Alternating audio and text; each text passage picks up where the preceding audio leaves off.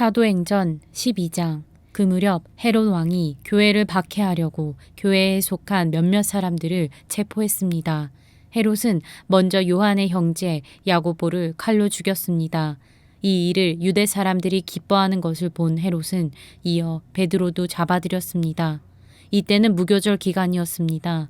그는 베드로를 잡아 감옥에 가두고 군인들을 4명씩 한 조를 지어서 4조가 지키도록 했습니다. 헤롯은 유월절이 지나면 그를 백성들 앞에 끌어내 공개적으로 재판할 생각이었습니다. 이렇게 베드로는 감옥에 갇혔고 교회는 그를 위해 하나님께 간절히 기도했습니다. 헤롯이 베드로를 재판장으로 끌어내려고 하던 전날 밤 베드로는 2개의 쇠사슬에 묶인 채 2명의 군인들 사이에서 잠들어 있었고 경비병들이 감옥 문을 지키고 서 있었습니다. 그런데 갑자기 주의 천사가 나타나더니 감방에 빛이 환하게 비치는 것이었습니다. 그가 베드로의 옆구리를 찔러 깨우며 어서 일어나거라 하고 말했습니다. 그러자 베드로의 손목에 매어 있던 쇠사슬이 풀렸습니다. 그때 천사가 베드로에게 허리띠를 메고 신을 신어라 하고 말하자 베드로는 그렇게 했습니다. 천사가 다시 겉옷을 입고 나를 따라오너라 하고 말했습니다. 베드로는 천사를 따라 감옥에서 나오면서도 도대체 천사가 하는 일이 꿈인지 생시인지 알 수 없었습니다. 그저 환상인 것만 같았습니다. 그들은 첫 번째 경비병들과 두 번째 경비병들을 지나서 성으로 통하는 철문에 이르렀습니다. 그 문이 저절로 열려 그들은 바깥으로 나왔습니다. 거리를 하나 지나자 갑자기 천사가 떠나갔습니다.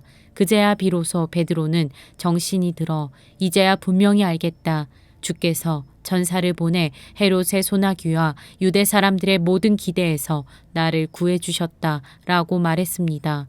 이 사실을 깨달은 후 그는 마가라고도 하는 요한의 어머니 마리아의 집으로 갔습니다.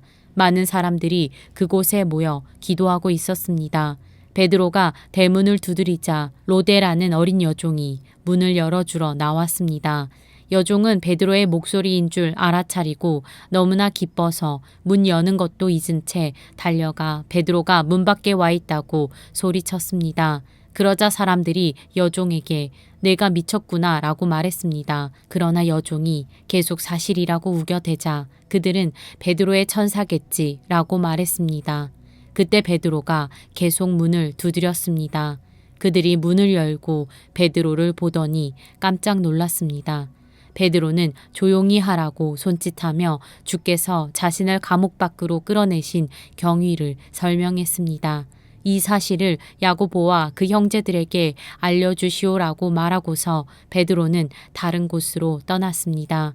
아침이 되자 베드로가 없어진 일로 인해 군인들 사이에는 적지 않은 소동이 벌어졌습니다. 헤롯이 샅샅이 뒤져보았지만 베드로를 찾을 수 없게 되자 헤롯은 경비병들을 신문한 뒤 그들을 대신 처형하라고 명령했습니다. 그 후 헤롯은 유대를 떠나 가이사랴로 가서 잠시 그곳에서 지냈습니다. 당시 헤롯은 두로와 시돈 사람들을 못마땅하게 여기고 있었습니다.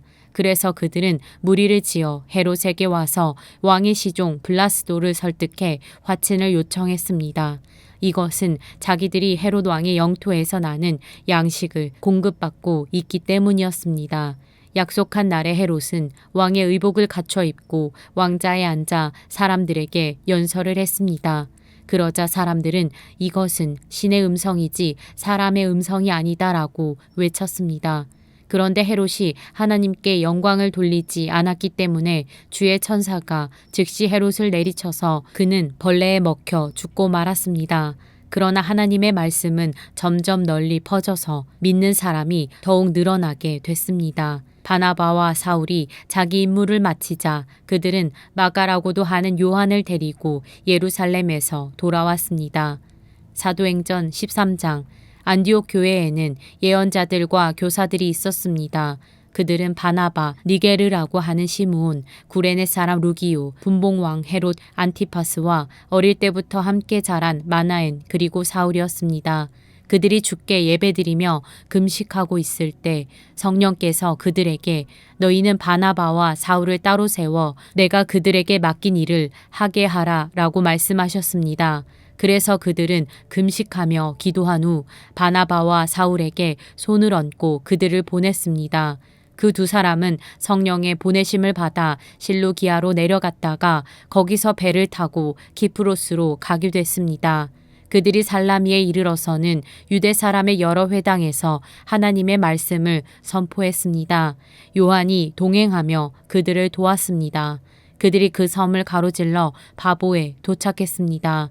거기서 그들은 바예수라는 사람을 만났는데 그는 유대 사람 마술사요 거짓 예언자로서 총독 서기오 바울 곁에 함께 있는 사람이었습니다.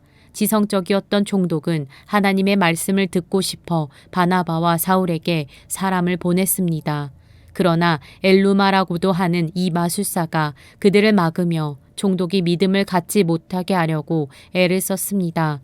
그러자 바울이라고도 하는 사울이 성령 충만한 가운데 엘루마를 뚫어지게 쳐다보며 말했습니다. 이 마귀의 자식아, 너는 모든 의의 원수로다. 너는 갖은 속임수와 거짓으로 가득 차 있구나. 주의 바른 길을 어지럽게 하는 일을 그치지 못하겠느냐. 이제 주의 손이 너를 치심으로 내 눈이 멀어 얼마 동안 햇빛을 보지 못할 것이다. 그러자 즉시 안개와 어둠이 그를 덮쳤고 그는 이리저리 더듬으며 자기 손을 잡아 이끌어줄 사람을 찾았습니다. 이 일을 보자 총독이 믿게 됐고 주에 관한 가르침에 그저 놀랄 뿐이었습니다. 바울과 그 일행은 바보에서 배를 타고 밤빌리아에 있는 버가에 이르렀습니다. 그곳에서 요한은 그들과 헤어져 예루살렘으로 돌아갔습니다. 그들은 버가에서 더 나아가 비시디아 안디옥으로 갔습니다. 그리고 안식일이 돼 회당에 들어가 앉았습니다. 율법서와 예언자들의 글을 낭독한 뒤에 회당 지도자들이 바울과 바나바에게 전가를 보내 형제들이여 이 사람들에게 권면해 줄 말씀이 있으면 하시오라고 했습니다. 바울이 일어나 손짓하며 말했습니다. 이스라엘 사람들 또 하나님을 경외하는 이방 사람들이여 내 말을 들으십시오. 이스라엘 백성의 하나님께서는 우리 조상들을 선택하셔서 이 민족이 이집트 땅에 사는 동안 큰 민족이 되게 하시고 큰 권능으로 그들을 그 나라에서 이끌어내셨습니다. 광야에서 40년 동안 그들의 소행을 참으시고 가나안 땅에 7 민족을 멸하셔서 그 땅을 이스라엘 백성들에게 유업으로 주셨습니다. 이 모든 일은 450여 년에 걸쳐 일어났습니다. 그 뒤 하나님께서는 그들에게 예언자 사무엘 시대까지 사사들을 세워주셨습니다. 그 후 이 백성들이 왕을 요구하자 하나님께서 베냐민 지파 기스의 아들 사울을 주어 40년 동안 다스리게 하셨습니다. 그리고 사울을 패하신 하나님께서는 다윗을 그들의 왕으로 세우셨습니다. 다윗에 대해 증언하시기를 내가 이새의 아들 다윗을 보니 내 마음에 꼭 맞는 사람임을 알았다. 내가 바라는 모든 것을 그가 이룰 것이다 라고 하셨습니다. 하나님께서는 약속하신 대로 다윗의 자손 가운데 구세주를 이스라엘에게 보내주셨는데 그 사람이 바로 예수입니다. 예수께서 오시기 전에는 요한이 이스라엘 모든 백성들에게 회개의 세례를 선포했습니다. 그리고 요한은 자기 사역을 끝마칠 무렵 너희는 나를 누구라고 생각하느냐?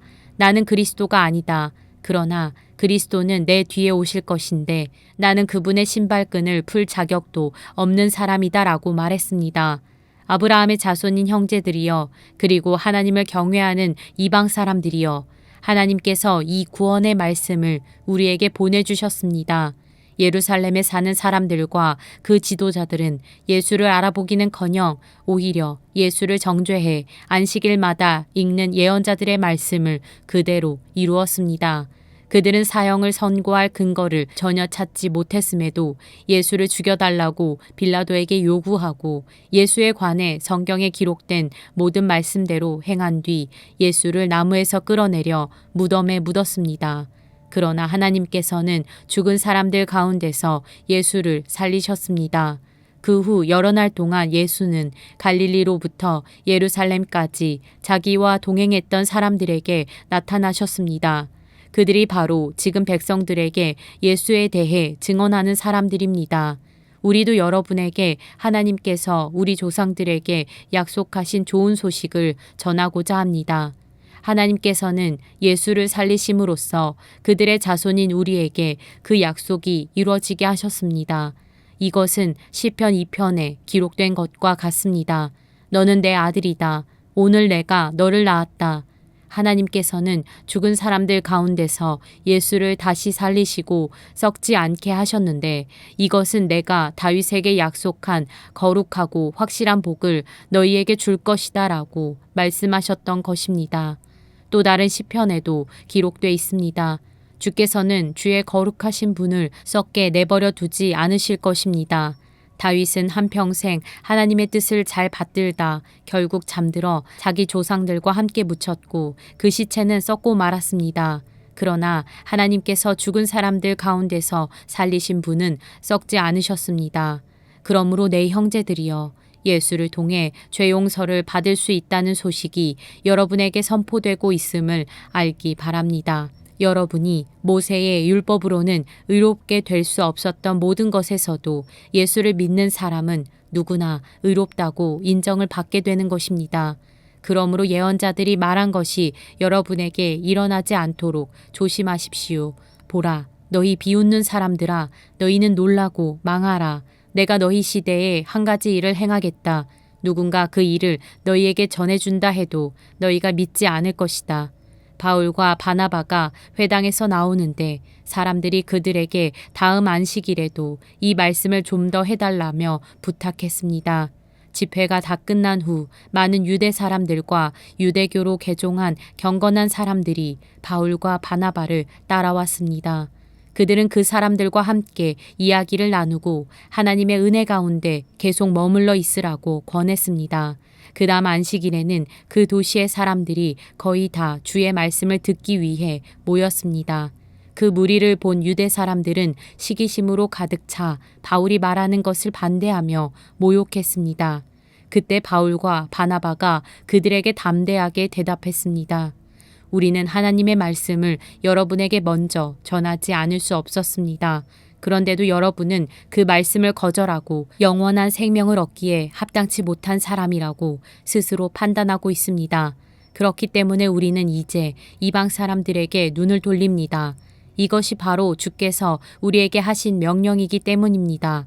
내가 너를 이방 사람들의 빛으로 삼았으니 이는 내가 땅끝까지 구원을 이루게 하려는 것이다. 이 말을 들은 이방 사람들은 기뻐하며 주의 말씀을 찬양했습니다.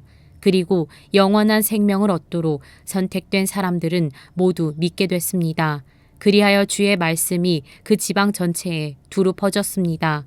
그러나 유대 사람들은 경건한 귀부인들과 그 도시의 지도자들을 선동해 바울과 바나바를 핍박하게 했고 결국 그 지방에서 그들을 강제로 내쫓았습니다. 그러자 바울과 바나바는 발에 붙어있던 먼지를 그들을 향해 떨어버리고 이고니온으로 갔습니다. 제자들은 기쁨과 성령으로 충만했습니다. 사도행전 14장 이고니온에서도 바울과 바나바는 유대 사람의 회당에 들어가 복음을 전했습니다. 그러자 많은 수의 유대 사람들과 이방 사람들이 믿게 됐습니다. 그러나 믿기를 마다하는 유대 사람들은 이방 사람들을 선동해 형제들에 대해 나쁜 감정을 품게 했습니다. 바울과 바나바는 그곳에 오랫동안 머물면서 주를 의지해 담대히 말씀을 전했고 주께서는 그들에게 표적과 기사를 행하는 능력을 베풀어 주셔서 주의 은혜의 말씀을 확증해 주셨습니다. 그 도시 사람들은 두 편으로 갈려 한쪽은 유대 사람들 편을 다른 쪽은 사도들 편을 들었습니다. 그런데 이방 사람들과 유대 사람들은 그들의 지도자들과 함께 바울과 바나바를 핍박하고 돌로 쳐 죽이려 했습니다. 그러나 그들은 이 사실을 알고서 루가오니아 지방에 속한 두 도시인 루스드라와 더베와 그 근방으로 피신해 그곳에서도 복음을 전했습니다. 루스드라에 발을 쓰지 못하는 장애를 가진 한 사람이 앉아 있었습니다. 그는 태어나면서부터 걸어본 적이 전혀 없었습니다. 그는 바울이 말하는 것을 귀 기울여 듣고 있었습니다. 바울이 그를 유심히 보다가 그에게 치유받을 만한 믿음이 있는 것을 보고 큰 소리로 당신 발로 똑바로 일어서시오라고 외쳤습니다. 그 말에 그 사람은 벌떡 일어나 걷기 시작했습니다. 사람들은 바울이 한 일을 보고 루가오니아 말로 소리질렀습니다. 신들이 사람의 모습으로 우리에게 내려오셨다. 그들이 바나바는 제우스라 부르고 바울은 주로 말을 하기 때문에 헤르메스라고 불렀습니다. 도시 밖에 있는 제우스 신전의 제사장은 황소들과 화환들을 성문 앞으로 가져왔습니다. 사람들과 함께 그들에게 제물을 바치려는 것이었습니다.